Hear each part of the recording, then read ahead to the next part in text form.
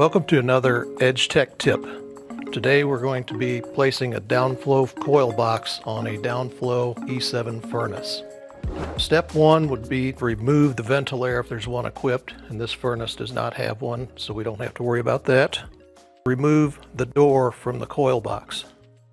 So the next step is to remove the filter from the furnace. So we've got the door off already. We're going to come down and pop this wire retainer loose, take the filter out,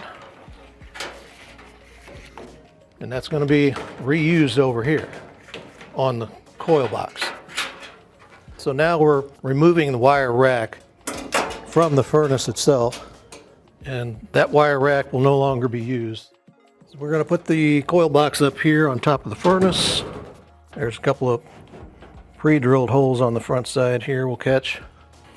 Since this is a door that's got louvers in it, then we're going to configure it like it is right now. There's going to be a solid piece on the top, and we're going to use that front panel as the return.